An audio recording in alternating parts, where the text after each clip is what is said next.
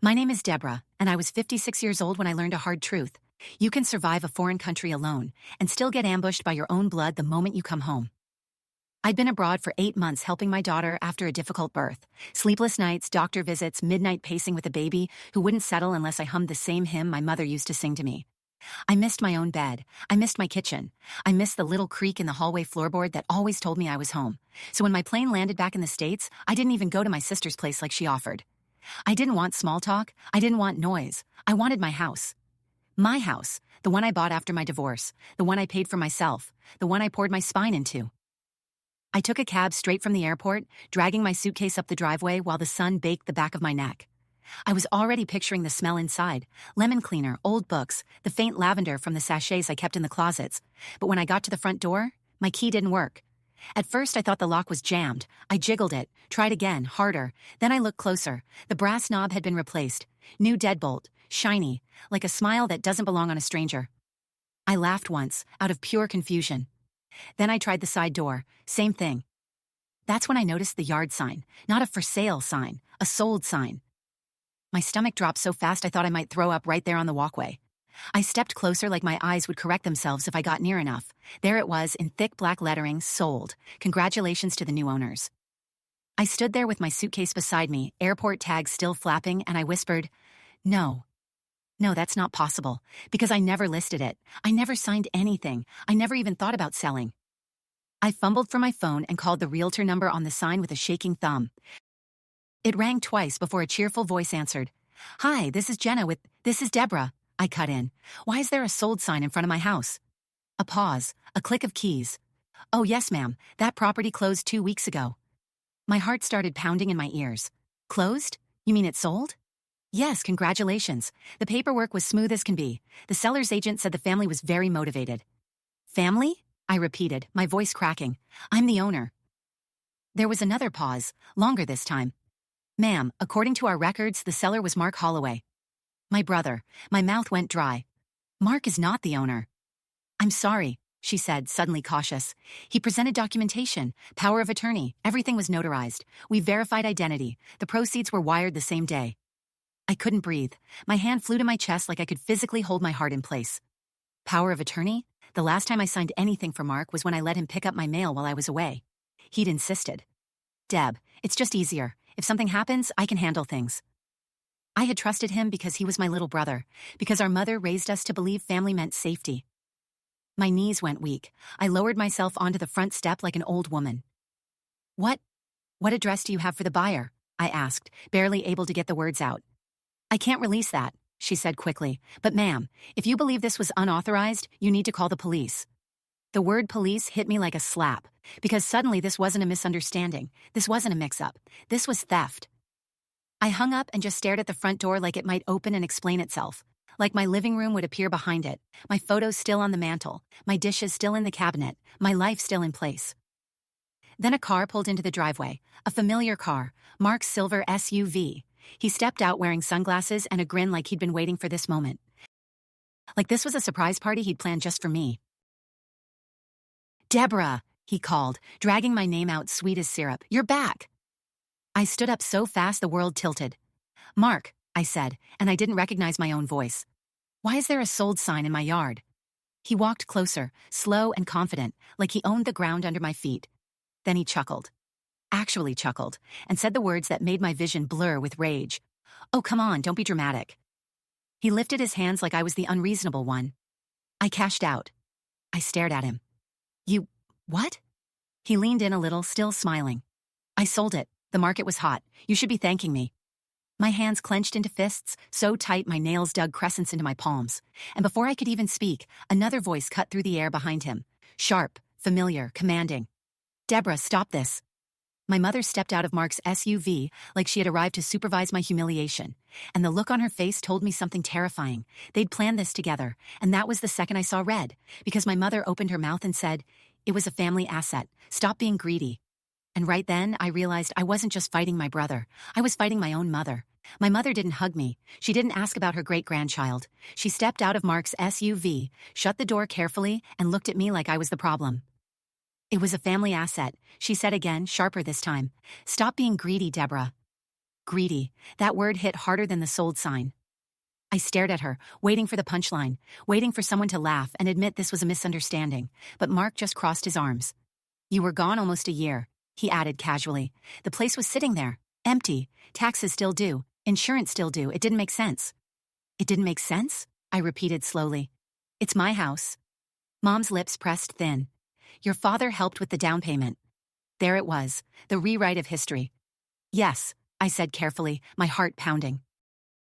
Dad loaned me $20,000 after my divorce. I paid him back, with interest. Mom waved her hand like details bored her. That's not the point. Oh, I think it is. Mark stepped closer, lowering his voice like we were negotiating a used car. Look, Deb, the market was insane. We got $850,000, $850. That's more than you ever would have gotten on your own. $850,000. Hearing the number out loud made my knees weak again. That money, he continued, was wired straight into a family holding account. My stomach dropped. A what? Relax, he said with a smirk. It's temporary. We needed liquidity. Needed it for what? He didn't answer right away, and that silence told me everything. Mom jumped in. Mark has opportunities, investments. You know he's been struggling. Struggling. My brother had been struggling for 15 years. Failed restaurant, failed landscaping company, failed crypto venture. Every time Mom said the same thing. He just needs support. I looked at Mark. You stole my house to bail yourself out. He laughed, actually laughed. Stole? Deborah, don't be dramatic. You signed power of attorney. For mail, not to sell my property. Mom folded her arms. Don't start threatening legalities. We're family. Family. It's amazing how that word is only used when they want something. I felt my pulse in my temples. My suitcase still sat by the steps like a symbol of how stupid I'd been to think I could just come home. You forged my consent, I said quietly.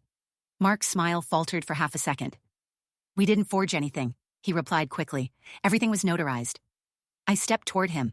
Who notarized it? He didn't answer. Mom's eyes flicked to his. A silent warning.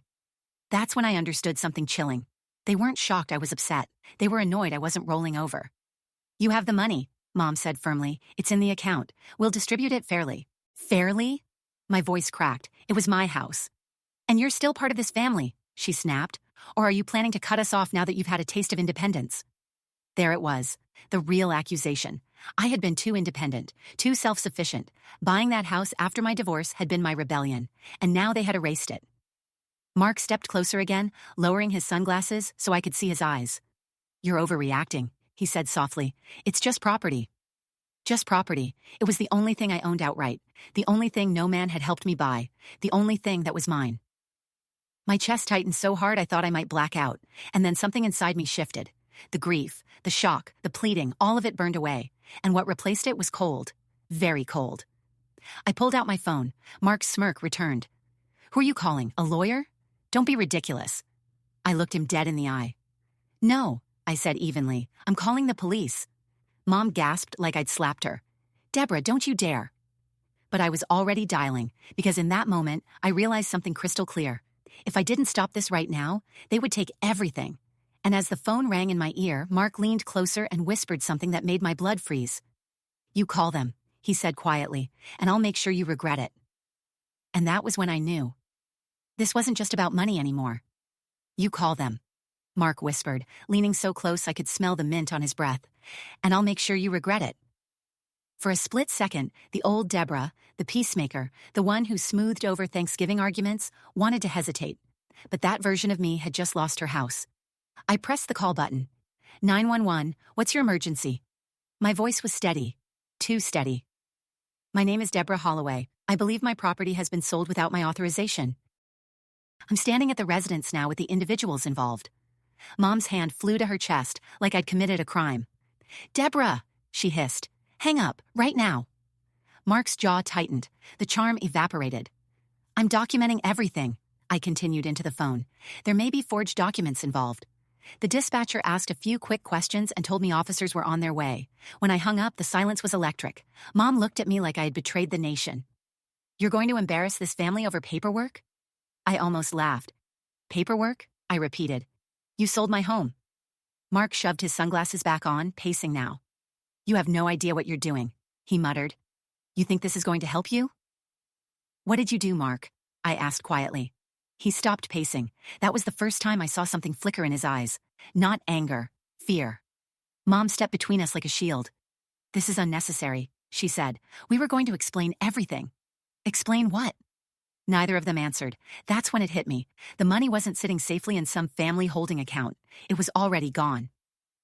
I pulled out my phone again, not to call this time, but to check something. 8 months ago, before I left the country, Mark had insisted on helping me set up online banking alerts in case of fraud. I had rolled my eyes but agreed. Now I opened the app. My hands trembled slightly as I logged in, and then I saw it. A withdrawal. 3 days ago. $842,317. Transferred out. Destination, external account. My breath stopped. I looked up at Mark. "Where is it?" I asked. He blinked. "Where's what?" "The money?" Mom's face went pale. "Deborah," she said carefully, "don't start making accusations." I turned the phone toward them. "The entire amount was moved 3 days ago. Where is it?" Mark's jaw flexed. "It's tied up," he said. "In what?" "Investments." "What investments?" He didn't answer.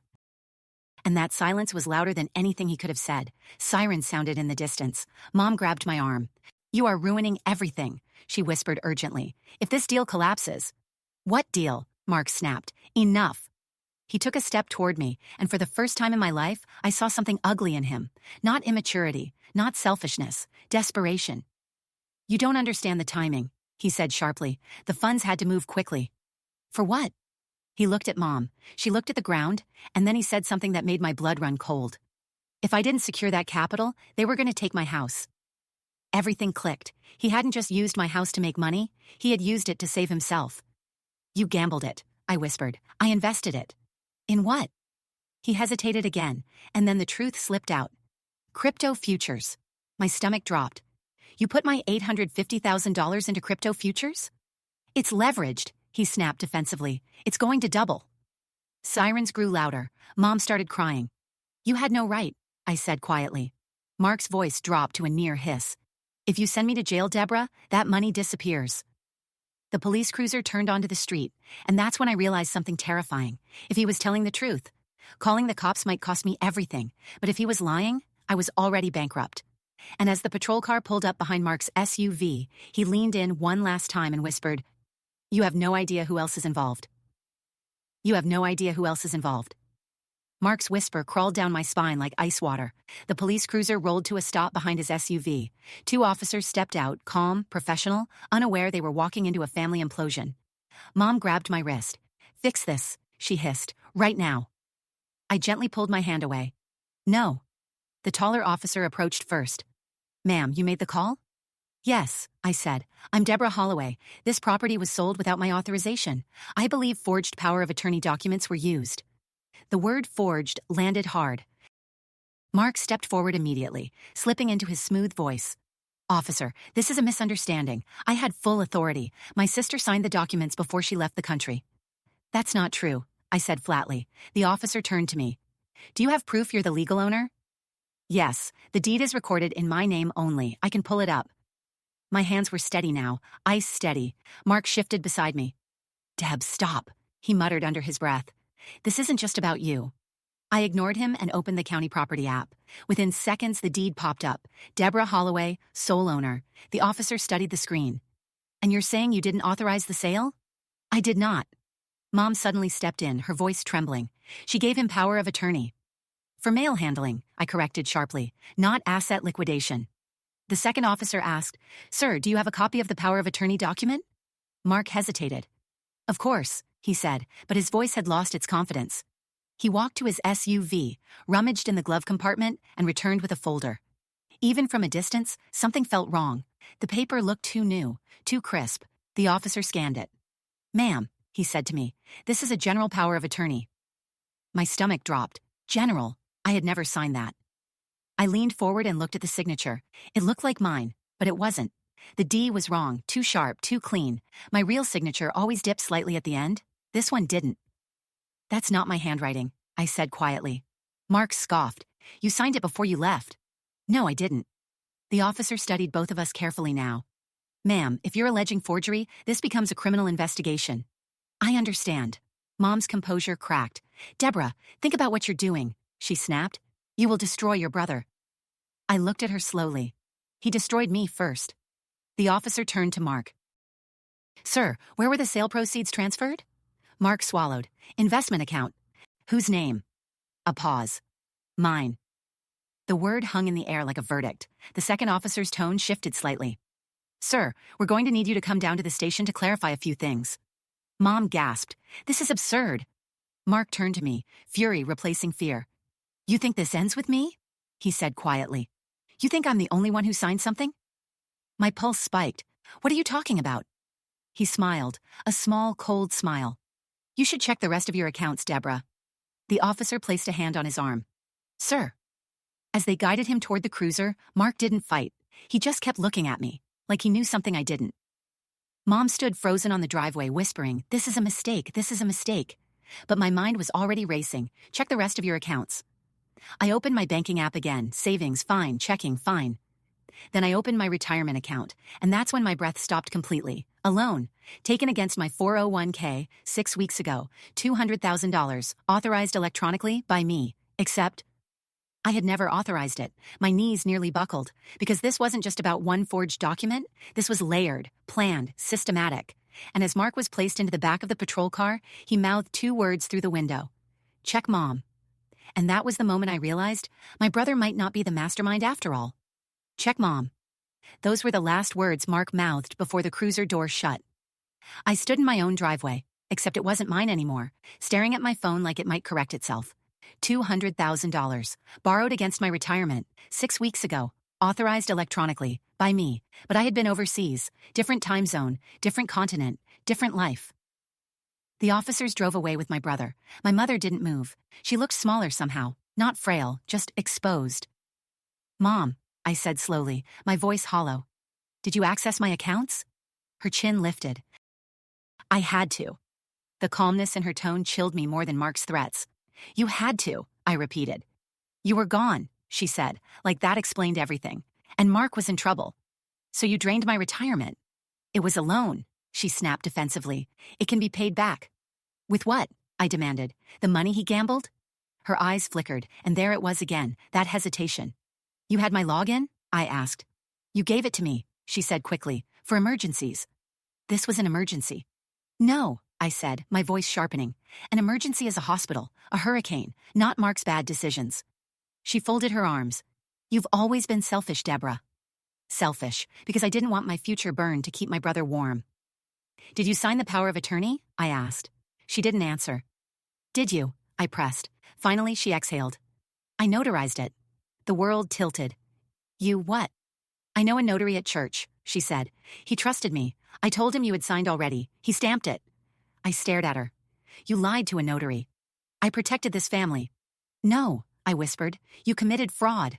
She flinched at that word. Don't you dare use legal terms with me like I'm some criminal. But you are, I said quietly. Her face hardened. You have no idea what pressure Mark is under. And you have no idea what you've done to me. She took a step closer. You're 56 years old. You'll recover. Recover, like I'd lost a bracelet. Not my home, not my retirement, not my security. Did you think I wouldn't find out? I asked. She hesitated. That was answer enough. You thought because I was gone, because I was busy helping my daughter, I wouldn't notice. You were distracted, she said sharply. It was the only window we had. The only window we had. The calculation of it hit me like a punch. This wasn't desperation. This was timing, planned while I was out of the country, while I couldn't physically intervene, while I trusted them. I felt something inside me crack, not loudly but permanently. Where's the crypto investment now? I asked. Mom looked away. Mark says it's down temporarily. How much down? Silence. How much? Her voice was barely audible. Almost all of it. My breath left my body in a slow, devastating exhale. $850,000, plus $200,000 from my retirement. Gone. All because they decided I was the stable one, the backup generator, the one who could survive being drained. My phone buzzed. Unknown number. I almost ignored it, but something told me not to. Deborah Holloway? A calm male voice asked. Yes. This is Detective Harris. I'm reviewing the documents your brother provided. My chest tightened. And there's something else you need to know. My heart began pounding again. What is it? There's a second property listed under your name. I froze. I only own one. That's what I thought, he said evenly. But according to these filings, you co-signed a commercial real estate loan 3 months ago. The world went silent. I absolutely did not. There was a pause. Ma'am, he said carefully, your signature is on it. My vision blurred. How much? I whispered. Another pause. $1.2 million. My knees buckled and I had to sit down on the curb. Because this wasn't just theft. This wasn't just forgery. This was financial annihilation. And as I stared at my mother standing there, silent, pale, cornered, I realized something horrifying. If that loan defaulted, they wouldn't just take my house. They would take everything I had left. And suddenly I understood why Mark had said, you have no idea who else is involved. Because this was bigger than family greed. This was criminal, and I was the collateral. $1.2 million. The number didn't sound real. It sounded like something from a news headline, not my life. I did not co-sign anything, I told Detective Harris, forcing air into my lungs. Ma'am, he said carefully, the signature matches the power of attorney documentation. Same handwriting pattern, same notary. My eyes lifted slowly to my mother. Same notary, the one from church. You used the same man, I said quietly. She didn't deny it. You don't understand how desperate it was, she whispered. No, I said. You don't understand what you've done. The detective continued. The loan is tied to a commercial property purchase under an LLC. What LLC? MH Growth Ventures. Mark Holloway, of course. And who's listed as majority owner? I asked. A pause. You are. I laughed. It came out sharp and brittle. They made me the owner. Yes, ma'am. So when it collapses on me. That was the plan. Use my clean credit, use my assets, use my name, and when it all burns, I take the fall. Detective, I said slowly, I want to press charges. There was silence on the other end. Against both of them? He asked. I looked at my mother. She looked suddenly older, not innocent, just smaller. Yes, I said, and that was the moment she lost control. You ungrateful girl, she shouted, after everything we sacrificed for you. For me? I stood up. You sacrificed me. You've always been strong, she cried. Mark isn't. And that makes me disposable? Her face crumpled. You were supposed to help him. By bankrupting myself? She stepped toward me, voice shaking. You don't know the people he borrowed from. My pulse spiked. What people? Her eyes darted toward the street, and for the first time, I felt real fear. Mom, I said carefully, who else is involved? She swallowed. Private lenders. What kind of private lenders? The kind of silence that followed told me everything. Not banks, not institutions, predatory money, the kind that doesn't send reminders, the kind that sends men. You think calling the police will protect you? She whispered. They already think you're part of it. Ice flooded my veins. What do you mean? You're the owner on paper, she said. You're the guarantor. Your signature is everywhere. The pieces locked into place. Mark hadn't just stolen from me, he had framed me. If this went public, if the investment scheme was investigated, my name would be on every document. My retirement, my house sale, the LLC, the loan. I would look like the mastermind, not the victim. My phone buzzed again, another unknown number. I answered cautiously. Mrs. Holloway? Yes. This is a courtesy notification. The margin position tied to MH Growth Ventures has triggered liquidation. My stomach dropped. How much is left? I whispered. A pause. Nothing. The world narrowed to a pinpoint. 1.2 million owed, 850,000 gone, 200,000 drained, and now, nothing left. The man continued calmly. Payment will be expected within 10 business days. 10 days. I looked at my mother. You knew, I said. Tears streamed down her face. They said they would give him time. They. She didn't answer, but in the distance down the street, a black sedan idled, engine running, windows tinted, and I had the sickening realization that this wasn't over, not even close, because the debt collectors weren't waiting for Mark. They were waiting for me.